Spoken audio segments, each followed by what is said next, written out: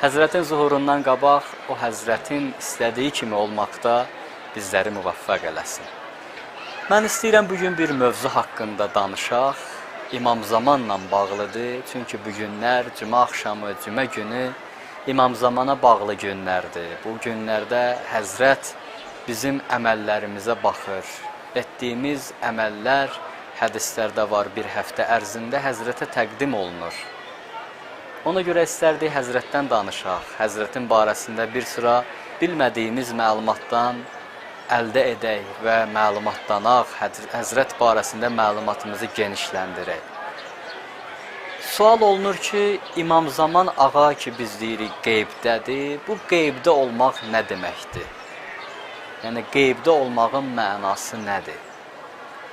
Həzrətin qeybdə olmağı necədir? Yəni var biz görmürük, ya görə bilmirik, yaxud da ona mərifətimiz yetişmir ki, görək. İnşallah bunu deyərik və izah verərik. Bu qeyd etdiyimiz mövzu əsas mövzulardan biridir ki, Həzrətin qeybəti haqqında, qeybi haqqındadır. Görəsən İmam Zamanın görünə bilməməyi, gözə dəyməməyi cismi cəhətdəndir, ya da ki, yox, cismi cəhətdən deyil, mənəvi cəhətdəndir. İnşallah bunu istəyirəm siz əzizlərə diqqət sizə çatdıram. Qeybətin bir neçə növü var.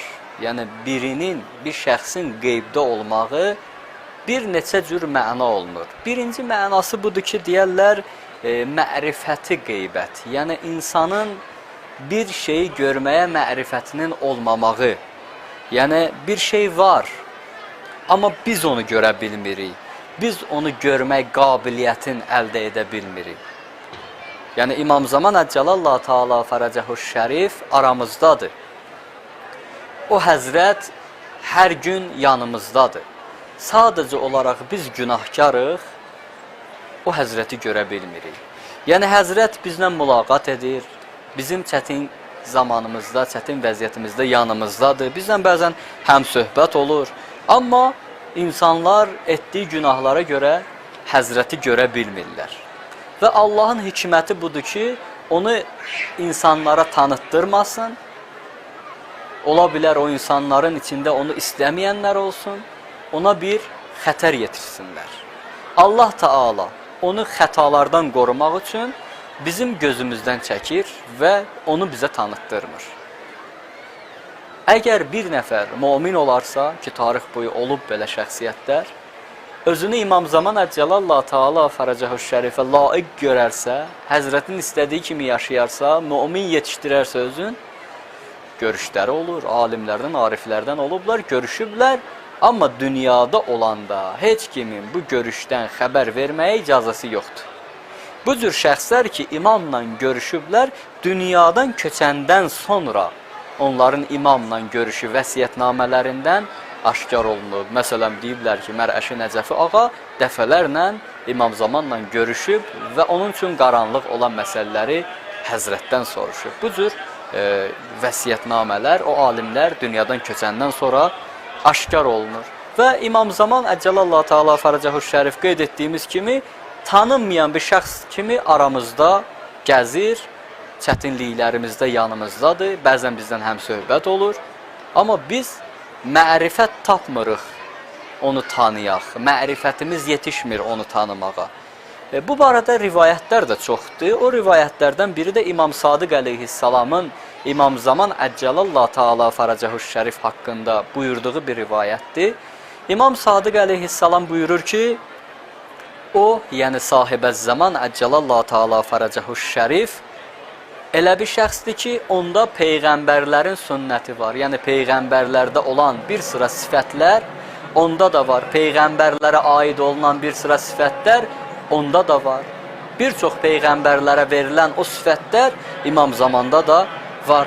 Onlardan biri də Həzrəti Yusuf əleyhissalama verilən o sifət idi ki, İmam Zamanda da var. Nə idi? Həzrəti Yusuf insanlar arasında peyğəmbər idi, amma insanlar onun peyğəmbər olmağını bilmirdilər. Onun kim olmağını bilmirdilər. İmam Zamanda da hər bir peyğəmbərdən bir sifət olduğu kimi Həzrəti Yusufdən də bu sifət ona yetişib ki, aramızdadır, amma biz mərifət tapmırıq onu görməyə. Allah Taala bizlə o Həzrət arasında bir hicab yaradır. O Həzrətin kim olmağını biz bilmirik. Və bu barədə qeyd etdiyimiz kimi çox hədislər var ki, biz biri ilə kifayətlənirik. Digər bir qeybətin mənası budur ki, İmam Zaman Əcəlallah Taala Fərəcəhu Şərif var. Amma biz belə deyək, onu cismi olaraq görə bilmirik. Yəni bu gözlərlə onu görə bilmirik. Allah Taala onu bizdən gizlədir. Bu da bir nəzərdir ki, bu barədə də hədislər də var. Ehtimallardır ki, diqqətinizə çatdırıram. Yəni İmam Zaman Əcəlallah Taala Fərəcəhu Şərif yer üzündədir. Burada yaşayır, bizim aramızdadır, müxtəlif yerlərdə olur.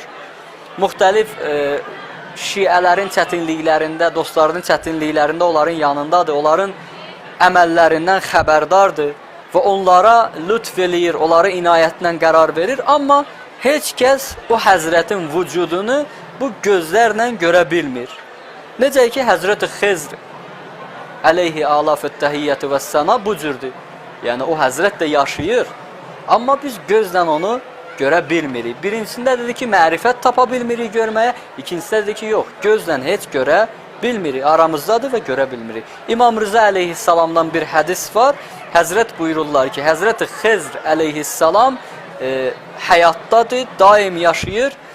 İsrafil əleyhissalam suru çalanda ki, o çalacaq və bütün ölülər diriləcək, o vaxta kimi Həzrət diridir. O bizim yanımızdadır, bizə salam verir, biz salamını eşidirik, imam buyurur. Bizə də salam verir, amma biz günahkarıq deyəni eşidə bilmirik. Onun səsi bizə yetişmir. Niyə? Çünki günah əhliyik. İmam zamanda bu cürdür. Bu cür gizli olmaqlıq, elə bir gizli olmaqlıqdır ki, bunda artıq bir möcüzəyə ehtiyac var. Yəni Həzrət var, amma Allah bir möcüzə edir ki, bizim gözlərimiz onu görməsin. Birincidə bu cür deyildi ki, izah verdi. Birincisində adi idi. Yəni Həzrət aramızdadır, amma Allah onu bizə tanıtdırmır. İkincisində nədir? Allah gözlərimizin qabağında bir maneə yaradır, biz o Həzrəti tanımayaq. Və bu barədə də çox hədislər var. Və digər biri də budur ki, yəni o Həzrətin cismani qeybəti var. Və Allah Taala insanın gözlərini tutur və onu görməkdən saxlayır.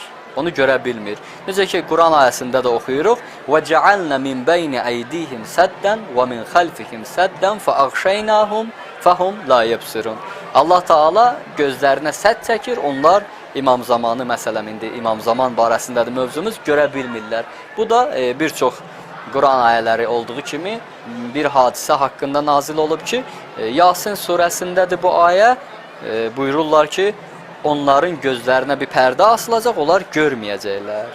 Hətta biz rivayətlərdə də oxuyuruq, Abdullah ibn Məsud deyir ki, mən gördüm bir gün Peyğəmbər evindən çıxırdı, müşriklər o Həzrətə xətər yetirmək istəyirdilər, Həzrət elə bir şey oxudu, onlar onu görmədilər. Yəni bu da demək olar ki, Allahın bir möcüzəsi iləndir. Yəni deməli birincisi oldu, mərifətimiz yetişmir, aramızda da onu tanıya bilmirik. İkincisi bu oldu ki, İmam Zaman Əcəlallah Taala Fərəcəhu Şərifin qeybi bir qeybəti var, cismani bir qeybəti var. Bizim gözlərimiz onu görə bilmir. Üçüncüsündə də dedik ki, gözlərimizin qabağı alınır və onu görməyə maneə yaradır.